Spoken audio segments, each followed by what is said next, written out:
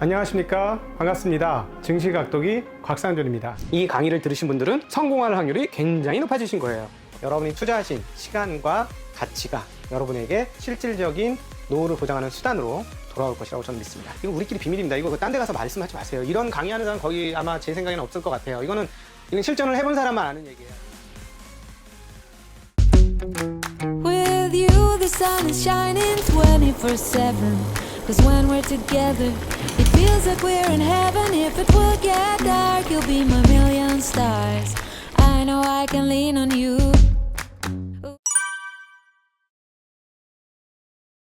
안녕하십니까, 증시각도기 TV 시청자 여러분, 투자자 여러분, 반갑습니다. 네, 오늘은 한국 최고의 채권 전문가, 채권 1타 강사, 네, 박종현 본부장님을 모시고 하는 FOMC 파헤치기 시간을 함께 갖도록 하겠습니다. 우리가 앞 시간에는 그 연준이 왜 이렇게 행동을 좀 굼뜨게 하는가, 과연 이렇게 해서 아무 문제 없을까 하는 생각을 하는 이야기를 많이 했는데요.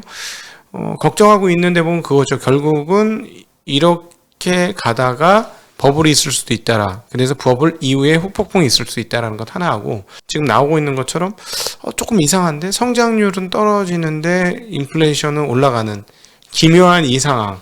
이제 서서히 그 단어가 떠오르는 네.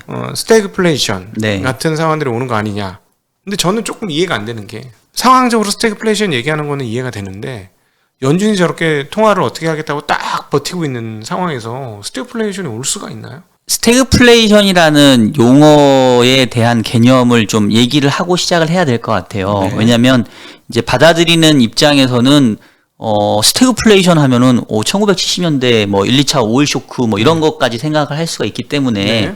근데 과거에 금융시장 역사상 스태그플레이션은 사실 오일 쇼크 때만 유일하게 나타났고 그 이후로는 그렇게 현실화된 적은 별로 없습니다. 네. 우리가 이제 스태그플레이션이라고 한다면 비용이 증가를 해서 공급적인 측면에서 물가는 올라가는데 네. 그로 인해서 경제 활동은 급격하게 저하돼서 뭐 극단적으로 예를 들면 성장률은 마이너스 내지는 뭐 제로 수준인데 네. 물가만 높아지는 이제 이런 현상을 얘기하거든요. 그러니까 물건 공급 가격의 급증이 모든 경제 상황을 악화시키는. 그렇죠, 그렇죠. 네. 모든 걸 다 뒤덮어버리는 상황을 네. 얘기하는데 지금 이제 저희가 얘기하는 스태그플레이션은 그런 정도 상황을 얘기하는 건 아니고 네. 일종의 어떤 표현의 하나의 방법으로 성장과 물가가 약간의 이제 정해 관계에 있는 게 일반적인 모습인데 최근 상황을 보게 되면 성장률은 더 올라가지는 못하고 조금 이제 떨어지는 모습이 나타나기 시작하는데 네.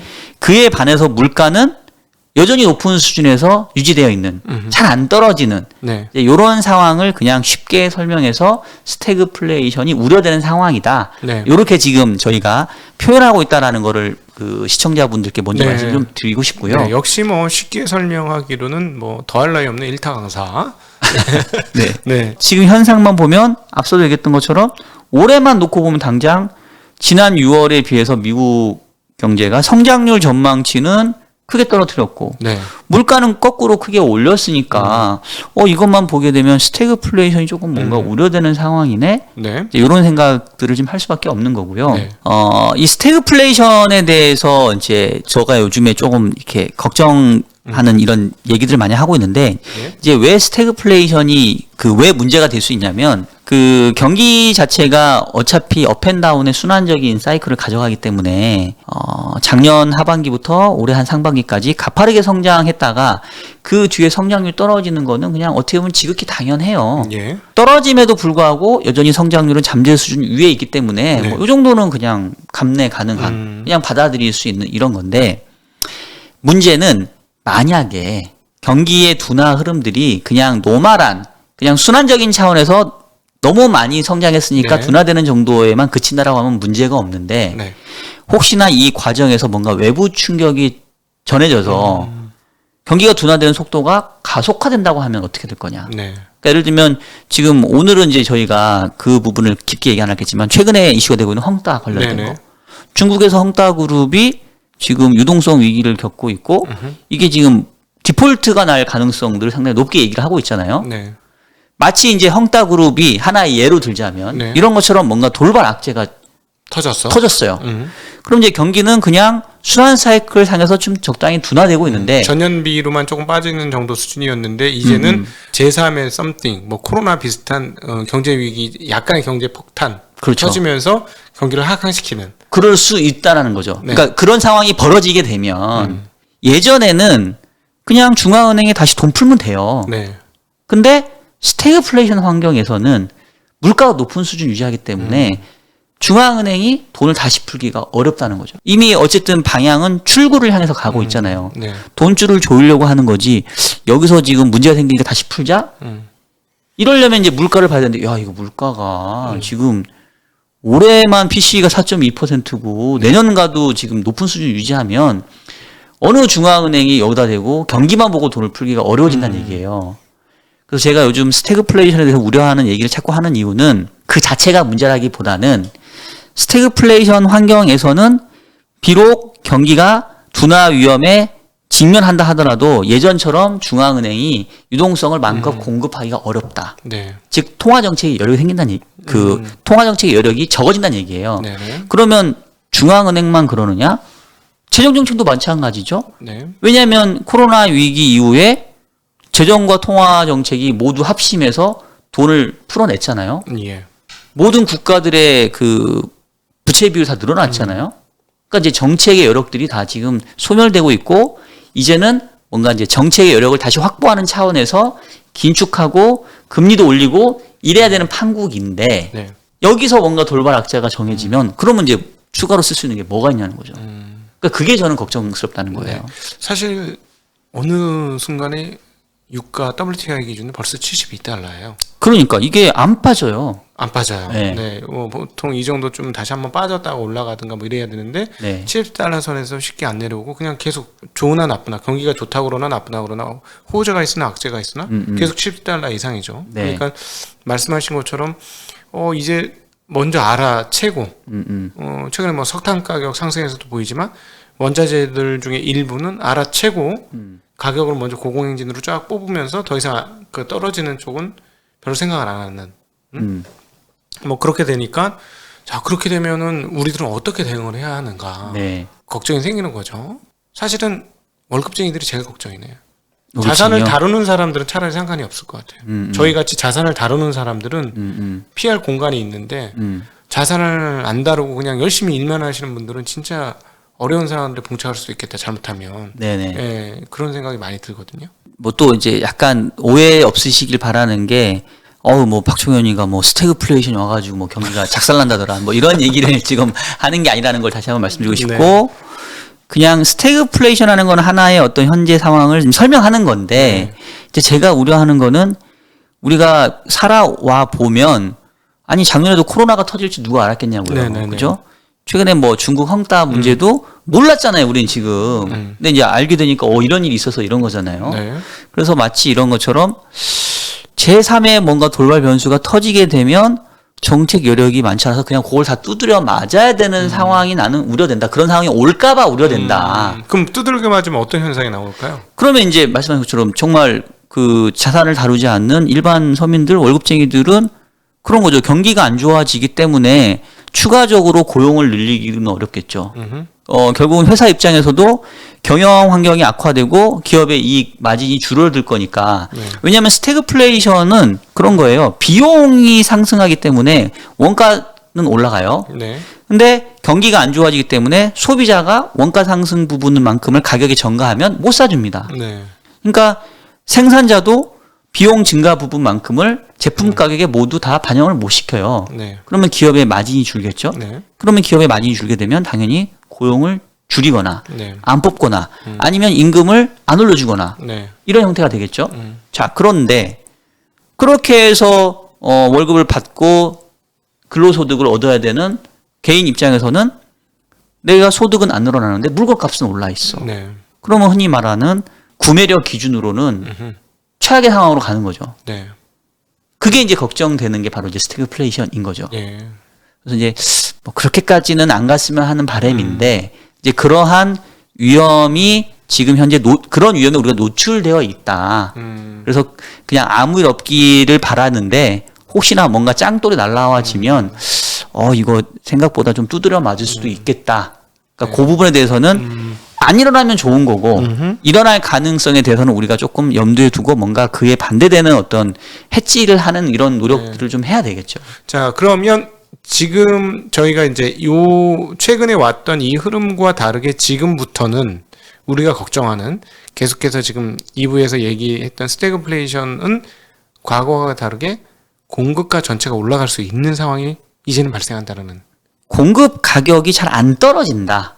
경기의 모멘텀 자체가 줄어드니까 그 얘기는 이제 경기 모멘텀 이꼴 이제 수요 측의 수요 강도라고 쉽게 이렇게 매칭 시켜보면 그래서 수요 강도는 조금 떨어지는데 네. 그의 상황에서 만약에 수요가 부진하면 공급가를 좀 떨어뜨려야 이게 수요와 공급 곡선에서 좀 만나는 부분이잖아요. 예. 근데 수요 여력은 조금 줄어드는데 여전히 공급가는 비싼 수준에서 계속 경직된 환경이라고 한다면 그럼 결국은 거래량이 떨어질 수밖에 없거든요. 네. 그리고 결국 그 거래량은 결국은 성장률이에요. 결국은. 네. 그러니까 그게 조금은 우려되는 환경이다라는 거고 이제 그 정도만 하면 그래도 에이 뭐 충분히 감내 가능한 정도 수준인데 여기서 제3의 돌발 변수가 와버리게 되면 그래도 성장률이 한 번 더 떨어진다면 그렇죠. 그러면 옛날에는 수요 진작책을 펴면 되는데 네. 결국은 수요 진작책이라는 게 재정 및 통화 정책인데 지금은 재정 및 통화 정책을 펼 여력이 없지 않느냐. 그러면 결국은 뭔가 충격이 정해지면서 나타날 수 있는 수요 감소에 따른 성장률 둔화를 그냥 받아들일 수밖에 없는 환경으로 네. 갈 리스크가 현재 있다. 네. 그게 꼭 올지 안 올지는 가봐야 알지만. 네. 그래서 그 부분에 대해서는 우리가 어느 정도는 조금 염두에 두고 뭔가 반대급부의 리스크를 해지할 수 있는 다른 투자 방법도 고민해야 되는 시점에 온 거 아니냐. 네. 이제 저는 그 말씀을 좀 드리고 싶은 거죠. 자, 그러면 우리 자산 배분도 전문적으로 하고 계시니까. 네네. 자, 그러면은 이런 상황에서는 그러면 어떻게 자산 배분을 해야 할까? 네네. 네. 가이드를 좀 주신다면? 그러니까 사실은 좀 스태그플레이션 환경에서는 자산 배분을 해서 이렇게 뭔가 피해갈 수 있는 섹터가 많진 않아요. 네. 그냥 뭐 쉽게 얘기했을 때 뭐 금, 뭐 원자재 비중 늘리자 뭐 이 정도인데 네. 그렇다고 해서 얘네가 다른 가격 빠지는 거 다 상쇄할 정도는 아니거든요. 그래서 저도 이제 스태그플레이션 얘기를 하면서 저도 좀 찜찜한 게 그래? 그러면 네 말대로 해치를 한다고 하면 뭘 어떻게 해야 돼? 라고 물어보면 저도 요렇게 하시면 됩니다. 라고 하기가 사실은 조금 애매한 부분이 있어요. 네. 그냥 일종의 이제 위험 자산에 대한 비중을 조금 줄여놓자. 이 네. 정도. 현금 비중을 조금 높여놓자. 이 네. 정도고 저도 이제 제 채널에서 네. 제가 금태연구소라는 유튜브 채널 저도 운영을 네. 하잖아요. 그래서 저는 이제 직접 퇴직연금, 뭐 DC형, IRP, 연금저축펀드를 이용해서 이제 ETF로 어떻게 하면 포트폴리오를 가져갈 수 있는지 분산 투자를 이제 제가 여러분들께 소개를 해드리고 있는데, 제가 요즘에 제 채널에서 얘기하는 그 자산 배분의 방향은 일단 주식 비중, 알주식 비중은 좀 줄이자. 네. 그리고 주식 이외의 자산, 네. 주식 이외의 자산이라고 한다면은 채권, 음. 그다음에 뭐 원자재, 네. 뭐 금, 뭐 요 정도이거든요. 네. 그래서 요쪽 비중을 일단은 조금은 늘려놓자. 네. 그리고 특히나 이제 스태그플레이션의 컨셉에 맞게 그 해지를 한다고 한다면 결국은 원자재의 비중을 이전보다는 조금 느리는 거. 그다음에 금도 최근에 좀 많이 하락을 했으니까 좀 느리는 정도. 네. 요 정도가 그래도 스태그플레이션 환경에서 조금은 덜 깨지는 방법인 것 같고요.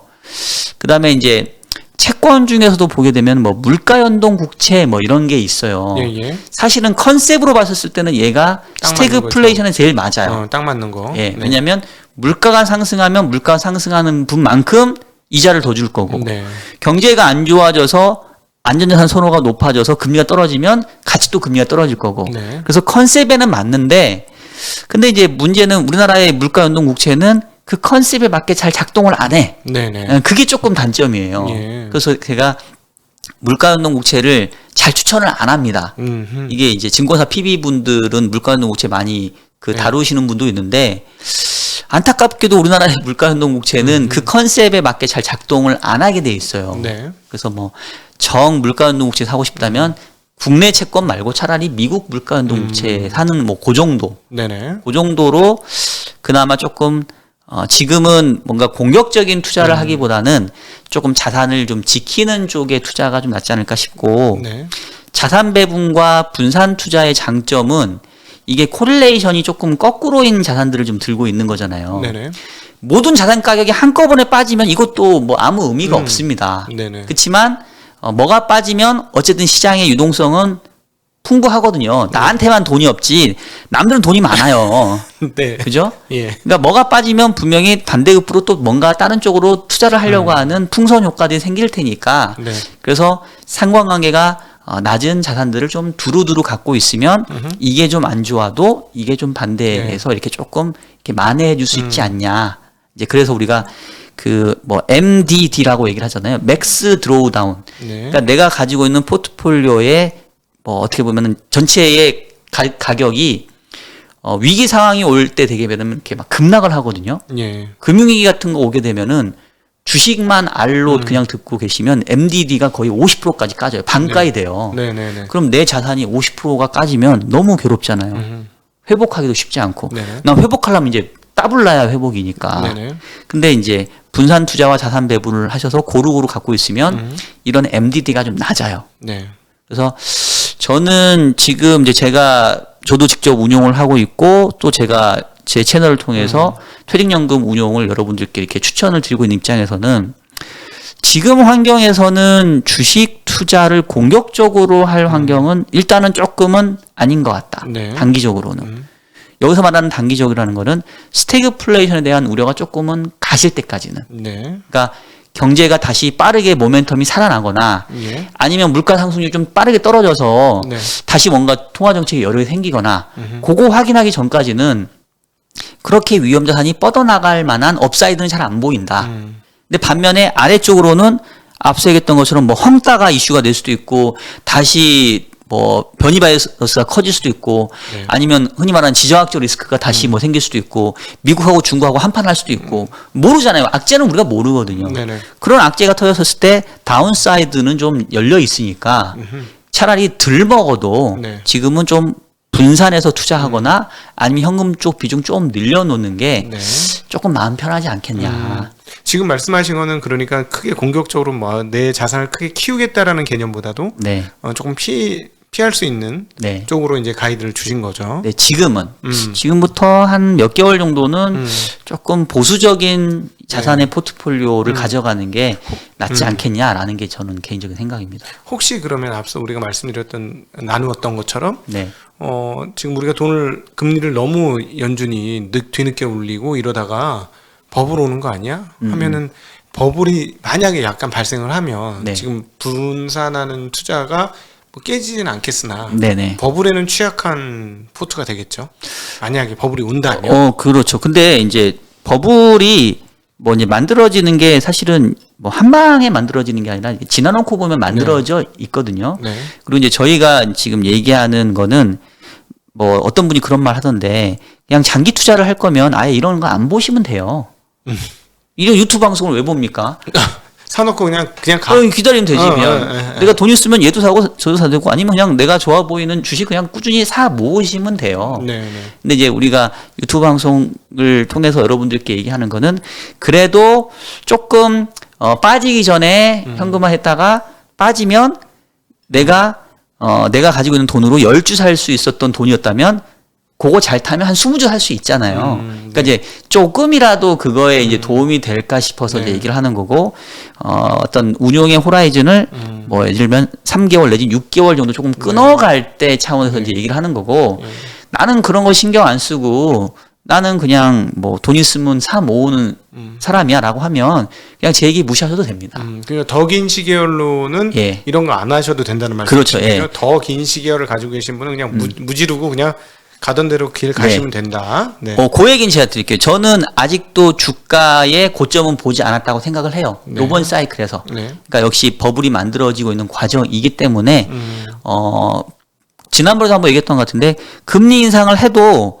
금리 인상이 적어도 중반부에 오기 전까지는 특히 주식 가격은 계속 올라갑니다. 네네, 네네. 그래서 뭐 만약에 주식시장으로 한정시켜 놓고 본다고 한다면 지금 고점 왔으니까 여기서 팔고 이제는 다른 거 하세요라는 얘기를 하는 게 아니라 네.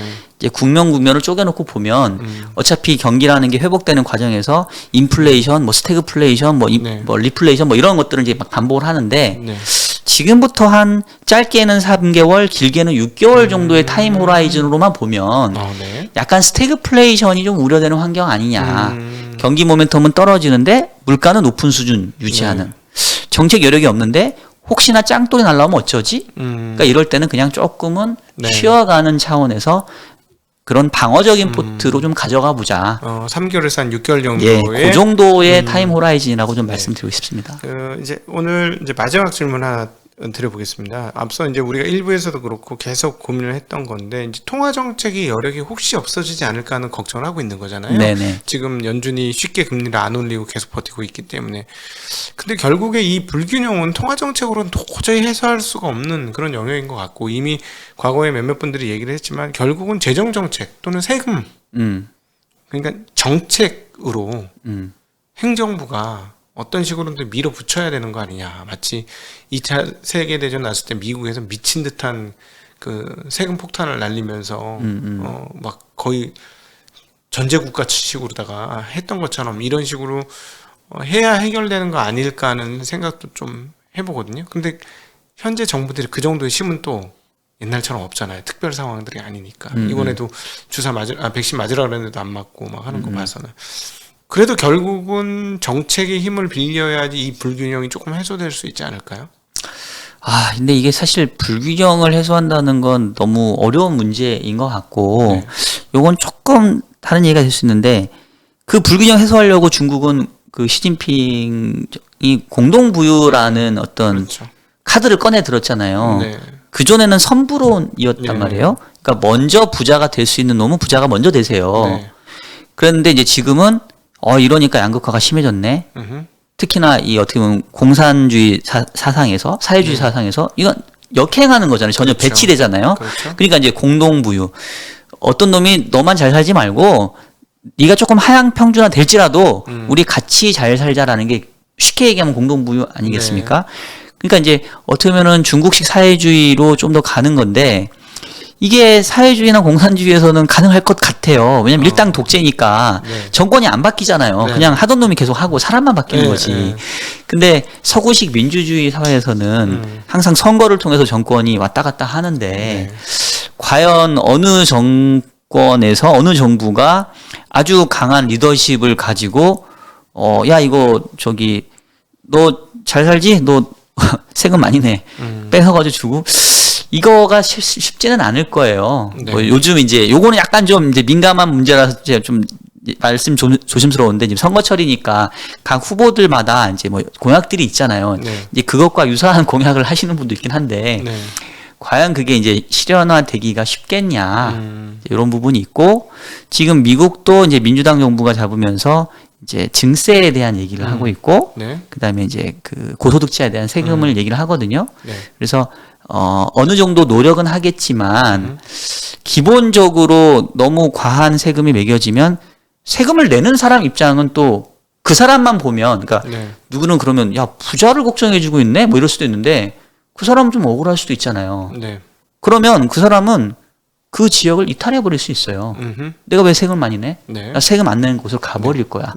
그럼 결국은 시간이 지나놓고 보면은 세금을 많이 낸 사람은 사라져 버리고 그 혜택을 누리는 사람만 남아요. 그러면 결국은 그게 지속 가능하냐는 거예요. 그래서 결국 어느 정도 적절한 선에서 그거를 조절하는 게 역시 그것도 정치의 아트 아니냐. 그래서 뭐 그거를 잘 하시는 분이 우리나라도 그렇고 뭐 해외도 그렇고 나타나 주시기를 이제 저도 바라는 입장이고 뭐 그거를 저희가 뭐 논할 수 있는 거는 너무 어려운 문제인 것 같습니다. 맞습니다만 제가 우문을 했었는데요. 아주 또 역시나 현명하게 말씀해 주셨는데 그럼에도 불구하고 그걸 이제 요약해서 질문을 다시 한번 세금은 오르는 방향으로 갈 수밖에 없지 않을까. 만약에 그러면 자산시장 뭐 주식시장은 뭐 말할 것도 없어요. 그냥 뭐 이건 안 좋고 채권 시장 어떤지도 좀 궁금하고. 요번에 코로나 위기를 극복하는 과정에서 각국의 부채는 상당히 빠르게 늘어났습니다. 네네. 우리나라도 국가 부채 비율이 원래는 뭐 40% 좀 안 됐다가 아마 이게 지금 40% 중반 거의 50% 가깝게 이제 네. 늘어난 걸로 알고 있고요. 특히 우리나라처럼 고령화가 빠르게 진행되는 그런 그 인구 구조 하에서는 이게 이제 막 국가 부채 규모가 지금은 별로 안 늘어나는 듯 하지만 나중에 기하급수적으로 늘어나는 구조거든요. 네. 그럼 결국은 이제 계산서가 청구가 되겠죠. 네. 그러면 국가의 재정은 둘 중에 하나예요. 세금을 더 걷든 간에 네. 아니면 채권을 발행해서 국가가 빚을 더 지든 간에 네. 요 부분밖에 없고요. 네. 제일 좋은 방법은 성장을 하면 됩니다. 예. 성장을 해서 자연스럽게 세금 그냥 많이 거치게. 그냥 지가 자연스럽게 거치면 돼요. 네, 네. 성장률이 이 부채를 감당하는 정도 수준까지 그냥 가면 됩니다. 네네. 근데 그럼 좋겠지만 이제 그건 쉽지 않죠. 네. 그럼 결국은 세금을 더 걷어야 되든 아니면 뭐 채권을 더 발행하는 형태가 될 거니까 채권 시장 입장에서만 보게 되면은 사실은 금리 상승 요인이 있기는 해요. 근데 요거를 가만히 보면 요렇게 먼저 갔던 나라들이 결국은 남미 국가들이고 유럽 국가들이고 그렇거든요. 네. 근데 남미 국가들의 금리는 높아요. 네. 근데 유럽 국가들의 금리는 낮아요. 예.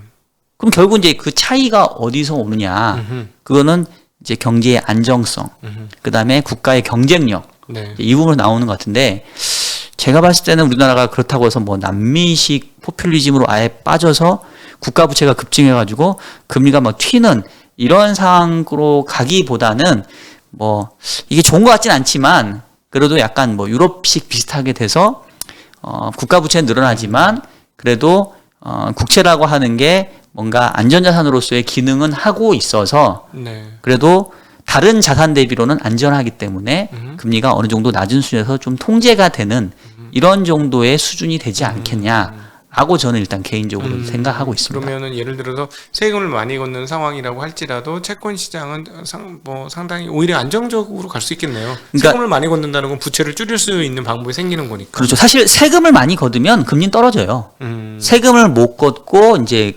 채권을 발행해서 충당하겠다고 하면 이제 금리가 올라가죠. 네네. 근데 이제 세금을 많이 걷기가 사실 쉽지 않죠. 왜냐하면 세금을 걷게 되면 꼬리표가 붙잖아요. 네. 그리고 지금 상황에서는 거의 이제 고소득자, 그 다음에 이제 대기업에만 네. 세금을 물리게 될 거잖아요.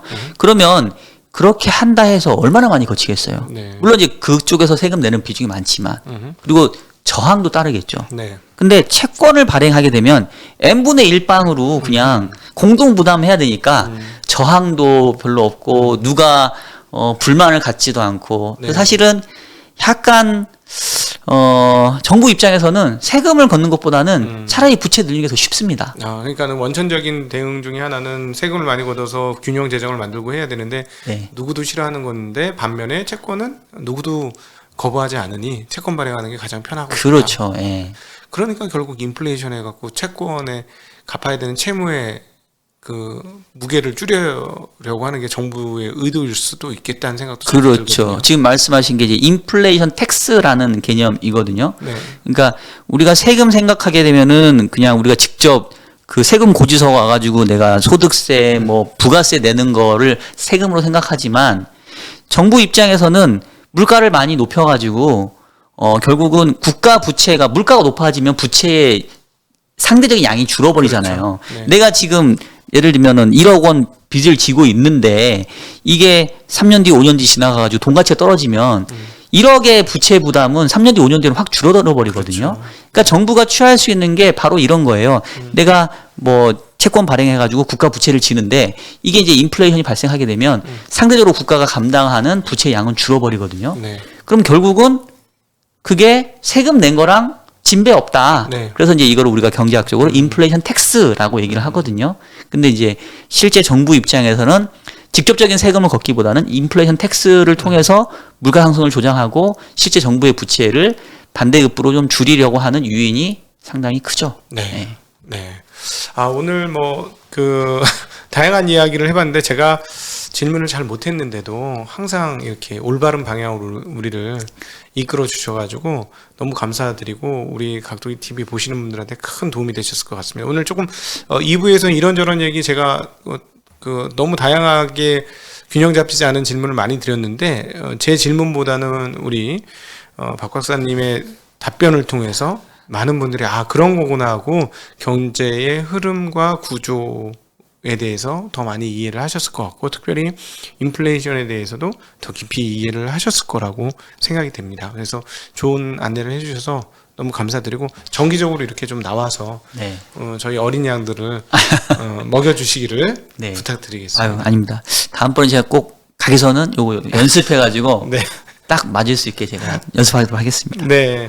오늘 이 시간 증시학도기 투자 인사이트 시간에는 한국 최고의 채권 전문가 박종현 박사님과 함께 그 최근에 있었던 FOMC의 결과 그리고 향후에 있을 인플레이션 또는 스태그플레이션 등등에 대한 다양한 논의들을 함께 나누어 보았습니다. 함께 해주신 박종현 박사님 그리고 시청자 여러분 진심으로 감사드립니다. 고맙습니다. 네, 다음에 뵐게요. 안녕.